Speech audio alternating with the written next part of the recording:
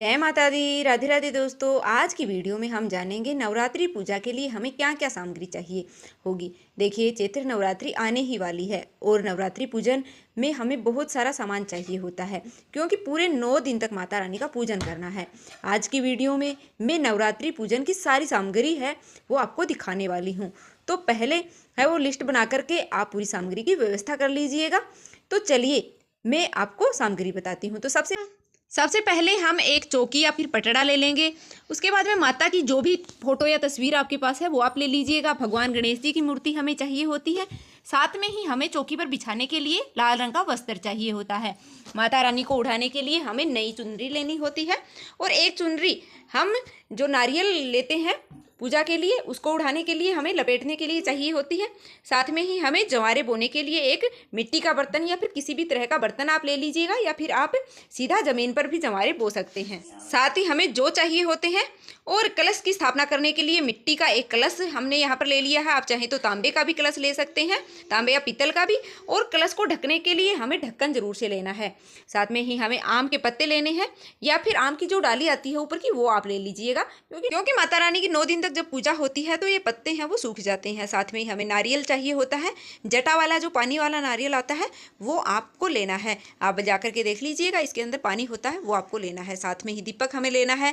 आप कोई सा भी दीपक ले सकते हैं। अगर आप अखंड ज्योति जलाना चाहते हैं तो आप बड़ा जो पीतल का दीपक आता है, मिट्टी का दिया, वो आप ले लीजिएगा। साथ में ही हमें कलावे की जो बाती होती है वो, या फिर आप रुई की बाती आप ले लीजिएगा। साथ में ही रोली हमें लेनी होती है तिलक करने के लिए। अक्षत हमें चाहिए होते हैं। अक्षत थोड़ी ज़्यादा लेने होते हैं क्योंकि हमें अष्टदल कमल भी बनाना होता है, और साथ में ही हमें कलश के ऊपर भी थोड़े से अक्षत रखने होते हैं, जिससे कि कलश हमारा पूर्ण पात्र बन जाता है। साथ में ही हमें कलावा लेना है, कलावा वस्त्र के रूप में समर्पित करने के लिए भी, और हमें कलश के ऊपर बांधने के लिए भी कलावा जरूर से लेना। साथ में ही आप जनेऊ भी ले लीजिएगा भगवान गणेश को समर्पित करने के लिए।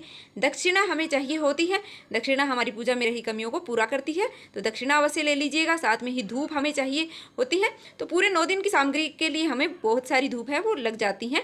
साथ में ही एक जल से भरा हुआ लोटा हम ले लेंगे, और कपूर हम ले लेंगे आरती के लिए। हवन जब करते हैं तभी हमें कपूर चाहिए होते हैं, तो कपूर हम यहाँ पर ले लेंगे। और साथ में ही हम लौंग और इलायची ले लेंगे। हरी जो इलायची आती है वह हम ले लेंगे, कलश में डालने के लिए भी चाहिए होती है। और साथ में ही हम हवन में लौंग का जोड़ा है वो अर्पित करते हैं, तो लौंग आपको बहुत सारी है वो लेनी है। फिर हम कलश जब स्थापना करते हैं तो कलश में डालने के लिए हमें हल्दी की गांठ लेनी है। हल्दी की गांठ नहीं है तो कोई बात नहीं, आप चुटकी भर हल्दी भी आप डाल सकते हैं, मतलब जो पिसी हुई हल्दी होती है वह भी आप ले सकते हैं। तो यह जो चीज़ें होती हैं, हमें सभी चीज़ें हैं वो नवरात्रि की पूजा में चाहिए होती हैं। नवरात्रि के हवन के लिए हमें घी चाहिए होता है, साथ में दिया जलाने के लिए। तो हमने घी यहाँ पर ले लिया है, बाती हमने यहाँ पर ले ली है। बहुत सारी बाती हमें चाहिए होती हैं 9 दिन के लिए। साथ में ही हमने यहाँ पर माता को समर्पित करने के लिए सुहाग की सामग्री ले ली है। एक दिन हमें अवश्य रूप से ही सुहाग की सामग्री अर्पित करनी चाहिए, मतलब नवरात्रि के 9 दिनों में एक दिन तो आपको सुहाग की सामग्री, या पहले दिन या फिर आप लास्ट के दिन भी कर सकते हैं, बीच में भी कर सकते हैं, कभी भी। साथ में हम भोग ले लेंगे। तो भोग में देखिए बतासे मैंने यहाँ पर लिए हैं, और पंचमेवे जो होते हैं वो मैंने ड्राई फ्रूट लिए हैं। आप मिश्री का भी भोग लगा सकते हैं। बतासे का भोग भी माता को बहुत ही अधिक प्रिय होता है, तो बतासे आप ले लीजिएगा या फिर मिश्री आप ले लीजिएगा। अगर पंचमेवे आप के पास नहीं है तो आप मिश्री या बतासे का भोग भी लगा सकते हैं। साथ में ही फूल हमें लेने होते हैं, फूल की माला आप ले सकते हैं। तो जो भी फूल आपको मिल जाते हैं वो ले लीजिएगा। इसके साथ ही देखिए, एक दिन आपको नवरात्रि में पान के पत्ते जरूर से अर्पित करने चाहिए। या तो आप कन्या पूजन के दिन कर सकते हैं, या फिर जिस दिन आप नवरात्रि स्थापना करते हैं, कलश स्थापना करते हैं, उस दिन आपको पान है वो आपको अवश्य रूप से अर्पित करना चाहिए। नवग्रह की स्थापना करने के लिए हमने यहाँ पर सुपारी ले ली है, और कलश में डालने के लिए भी हमें सुपारी चाहिए होती है। तो हमने बहुत सारी यहाँ पर सुपारी ले ली है। आप नवग्रह स्थापना नहीं करना चाहते हैं तो आप 2 सुपारी भी ले सकते हैं। साथ में ही हमने दिया जलाने के लिए यहाँ पर माचिस ले ली है। देखिए, हमें हवन करने के लिए गाय के गोबर के जो उपले बने हुए होते हैं वो हमें चाहिए होते हैं। तो इस तरह से आप घर पर भी बना सकते हैं, या फिर आप ऑनलाइन भी इन्हें मंगवा सकते हैं। हम तो घर पर ही बना लेते हैं। और साथ में ही हवन करने के लिए हमें मिट्टी का एक पात्र भी हमें लेना होता है, तो उसमें जिसमें हम हवन कर सकें वह भी साथ में हमें लेना होता है।